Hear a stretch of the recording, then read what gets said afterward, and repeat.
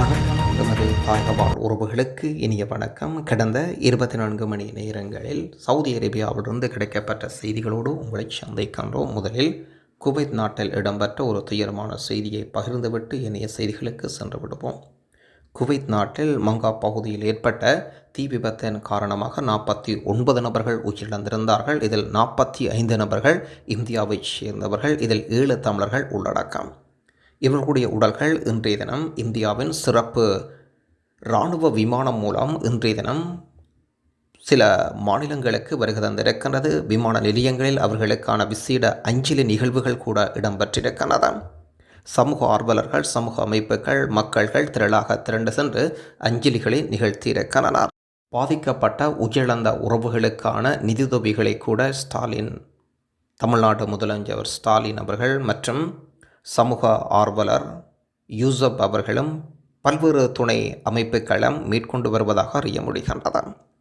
உயிரிழந்த உறவுகளுக்கு எமது ஊடகம் சார்பாக ஆழ்ந்த இரங்கலை வெளிப்படுத்தி நிற்கின்றோம். சவுதி அரேபியா தமிழ் கலாச்சார மையத்தின் 2023ஆம் ஆண்டு நடைபெற்ற கூடை கொண்டாட்ட நிகழ்வில் வாழ்வில் துணை நிற்பது நட்பா உறவா என்ற பட்டிமன்றத்தில் உறவு என்கின்ற தலைப்பில் பேசிய பேச்சாளர் தோழர் ராஜபிரவின் பேச்சை மிகுந்து பாராட்டினார் அன்றைய நடுவர் முனைவர் பர்வீன் சுல்தான் அவர்கள். 2024ஆம் ஆண்டு சவுதி அரேபியா தமிழ் கலாச்சார மையத்தின் சூரரை போற்று நிகழ்வில் பெரிதும் சவாலாக இருப்பது குழந்தை வளர்ப்பதா பெற்றோரை பராமரிப்பதா என்ற பட்டிமன்றத்தில் குழந்தை வளர்ப்பு என்ற தலைப்பில் பேசிய பேச்சாளர் தோழர் ராஜபிரபு அவர்கள் மேடையில் பாராட்டியிருக்கின்றார் இன்றைய நடுவர் பட்டிமன்றம் ராஜா அவர்கள். அதனைத் தொடர்ந்து சவுதி அரேபியா தமிழ் கலாச்சார மையத்தின் நிர்வாகிகளுடன் தோழர் ராஜபிரபுவின் பேச்சு வெகுவாக பாராட்டி நடுவர் ராஜா அவர்கள் வருகின்ற ஜூன் 18ஆம் திகதி அண்டை நாடான பக்ரைனில் திரு ராஜா அவர்கள் பங்கு பெறும் அன்னை தமிழ் மன்றத்தின் பட்டிமன்றத்தில் பங்கேற்கும் வாய்ப்பை பெற்றிருக்கின்றார். தோழர் ராஜபிரபு என்பதை பெருமிதத்துடன் சவுதி அரேபியா தமிழ் கலாச்சார மையம் அறிவித்து நிற்கின்றது. பேச்சாளரின் திறமையை பாராட்டியதோ நில்லாமல் அவரின் திறமையை உலகறிய வாய்ப்பை ஏற்படுத்தி கொடுத்த பட்டிமன்ற பேச்சாளர் ராஜா அவர்களுக்கும் சவுதி அரேபியா தமிழ் கலாச்சார மையம் நெஞ்சார்ந்த நன்றிகளை தெரிவித்து நிற்கின்றது. அண்டை நாடான பக்ரைனில் நடைபெறும் சிறப்புமிகு இந்த பட்டிமன்ற நிகழ்வில் பக்ரைன் வாழ் தமிழ் மக்கள் நெஞ்சங்களை ஈர்க்கும் வகையில் ஆற்றலுடன் பங்கேற்கிற தோழர் ராஜபிரபு சவுதி அரேபியா தமிழ் கலாச்சார மையம் நெஞ்சார்ந்த வாழ்த்துக்களை தெரிவித்து நிற்கின்றது. தமிழ் கலாச்சார மையத்தின் பட்டிமன்ற நிகழ்வுகளை ஒருங்கிணைக்க ஊன்றுகோலாய் திகழ்ந்த உலக சாதனையாளர் அப்துல் மஜீத் அவர்களுக்கு இந்த சிறப்புமிகு தருணத்தில் மனமார்ந்த நன்றிகளை தெரிவித்துக் கொள்கின்றோம். தொடர்ந்து வளமை போன்று இன்றைய நாணய பெறுமதிகளை பார்த்து விடுவோம். இலங்கை ரூபாவில் இன்றைய தினம் 81 ரூபா சென்று கொண்டிருக்கின்றது. இந்தியன் ரூபாவில் இன்றைய தினம் 22 ரூபா சென்று கொண்டிருக்கின்றது. இஸ்ரேல் நாடு ஆனது மேற்கொண்டு வரும் அத்துமீறல்களுக்கு சர்வதேச சமூகம் பொறுப்பு கூற வேண்டும் என்று சவுதி அரேபியாவுக்கான விசேட அமைச்சர் கருத்து வெளியிட்டிருக்கின்றார். சர்வதேச சட்டத்தை மீறியதற்காக இஸ்ரேல் பொறுப்பேற்க வேண்டும் என்றும் சவுதி அரேபியா அமைச்சரவை உறுப்பினர் தேசிய பாதுகாப்பு ஆலோசகர் ஐயப்பன் சர்வதேச சமூகத்தை வலியுறுத்தியிருக்கின்றார். யோர்தானில் நடைபெற்ற மாநாட்டில் அல் அயான் பாலஸ்தீன் அங்கீகரிப்பு அழைப்பு விடுத்திருப்பதுடன் காசா நெருக்கடிக்கு தீர்வு காண சர்வதேச பங்காளிகளுடன் இணைந்து செயல்பட உறுதியளித்திருக்கின்றார். சர்வதேச சட்டப்பூர்வமான தீர்மானங்கள் அரபு சமாதான முயற்சியின் மூலம் ஆக்கிரமிப்பை நிறுத்தவும் நியாயமான பாலத்தீன தீர்வை காணவும் இஸ்ரேல் அழுத்தம் கொடுக்குமாறு சவுதி அரேபியா அமைச்சர் சர்வதேச சமூகத்தை வேண்டியிருக்கின்றார். கட்சிக்காக மக்கா வரும் பயணிகள் சுமூகமாக கொண்டு செல்வதை மதீனா ஏஜென்சிகள் உறுதி செய்கின்றனர்.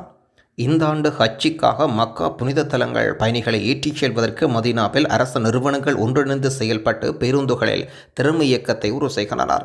மத்திய பேருந்து நிலையத்திலிருந்து பேருந்துகள் மக்காவுக்கும் ஹஜ் நெடுஞ்சாலையில் இருக்கும் புனித தலங்களுக்கும் சென்றடைந்ததன் ரயில் பயணிகள் ஹரமன் அதிவேக ரயில்வேயிலிருந்து பாதுகாப்பு, சுகாதாரம், வழிகாட்டுதல்கள் சேவைகளை பெற்றனர். மதீனாவிலிருந்து மக்கா வரை 450 கிலோமீட்டர் ஹஜ்ரத் நெடுஞ்சாலையில் பொதுமக்களின் பாதுகாப்பையும் சரியான நேரத்தில் பயணிகளின் நடமாட்டத்தையும் பாதுகாப்பு பணியாளர்கள் உறுதி செய்கின்றனர். புனித தலங்களுக்குள் அனுமதியற்ற வாகனங்கள் நுழைய தடை. ஜூன் 11ஆம் தேதி தொடக்கம் புனித தலங்களுக்குள் அனுமதியற்ற வாகனங்கள் நுழைய தடை விதித்திருக்கின்றார்கள் சவுதி அரேபியா பாதுகாப்பு பொது பாதுகாப்பு துறை உத்தரவினர். ஜூன் 13ஆம் தேதி வரை இந்த திட்டம் அமுலில் இருக்கும். கட்ச் அனுமதிகின்ற பயணிகள் கொண்டு செல்வது 6 மாத காலம் சிறை, 50,000 ரியால் வரை அபராதம்.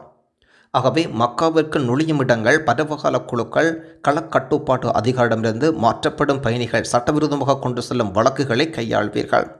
அனுமதியின்றி ஒன்றுக்கும் மேற்பட்ட பயணிகள் போக்குவரத்து வசதிகள் வழங்கினாலும் அபராதம் இரட்டிப்பாகும். கட்ச் அனுமதியின்றி மக்காவிற்குள் நுழைபவர்கள் சவுதி அரேபியா ரியால் 10,000 ரியால் விதிக்கப்படும். கட்ச் அனுமதி இல்லாமல் குறிப்பிட்ட பகுதிகள் பிடிபட்ட சவுதி அரேபியா குடிமக்கள், வெளிநாட்டவர்கள், விசிட் விசாவில் வந்தவர்கள் மீறினவர்களுக்கு 10,000 ரியால் அபராதம் விதிக்கப்படும். இது போக்குவரத்து துறையின் விசேட அறிவித்தலும் கூட.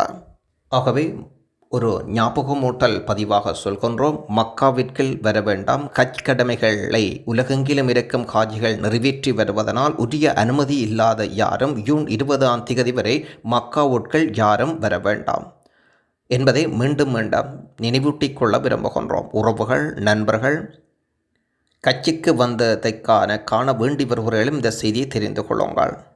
எவரேனும் உரிய அனுமதியின்றி மக்காவிற்கு வந்தால் கை செய்யப்படுவீர்கள். அபராதங்களும் விதிக்கப்படும். சில வேளைகளில் நாடு கடத்தல் தண்டனையும் உங்களுக்கு எதிர்கொள்ள நேரிடலாம். இந்த ஆண்டு ஹஜ் கடமைகள் நிறைவேற்ற சவுதி அரேபியா வந்துள்ள ஹாஜிகள் அனைவரும் இன்று மாலைக்குள் மினா பகுதியை வந்தடைகின்றார்கள். ஹஜ் கடமையின் கிரியை இன்று தொடங்குகின்றது. ஹாஜிகள் அனைவரும் இன்று மினாவில் தங்குவார்கள். இந்த ஆண்டு 25 லட்சம் பேர் ஹஜ் கடமையை நிறைவேற்றியிருக்கின்றார்கள். இன்று நள்ளிரவின் பிறகு மக்கா அரபா மைதானத்தை நோக்கி செல்ல துவங்குவார்கள்.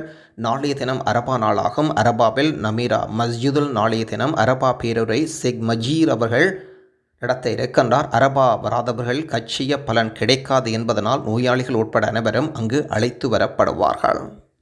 ஹவுஸ் டிரைவர் வேலை இருக்கின்றது. அழையுங்கள் 05 45 48 62 77. நேற்றைய கொமன் விவரங்களை பார்த்தால், குவைத் நாட்டில் மங்கா பகுதியில் ஏற்பட்ட தீ விபத்தின் காரணமாக உயிரிழந்த உறவுகளுக்கு நிறைய பேர் அவர்களுடைய இறை பிரார்த்திப்பதாக அறிவித்திருக்கின்றார்கள். உயிரிழந்த உறவுகளுக்கு தங்களுடைய அஞ்சலிகளையும் செலுத்தி இருக்கின்றார்கள் நிறைய உறவுகள். நேற்றைய கொமன் விவரங்களில் உண்மையில் இந்த அனர்த்தமானது கிட்டத்தட்ட 45 இந்தியர்கள் உயிரிழந்திருக்கின்றார்கள். நிறைய பேர் இதில் காயமுற்றிருக்கின்றார்கள். உண்மையில் இது ஒரு பெரிய பேரிழப்பென்பை சொல்ல வேண்டாம். அவர்கள் குடும்பத்துக்கு மிகப்பெரிய பேரிழப்பென்று உணர முடிகின்றது.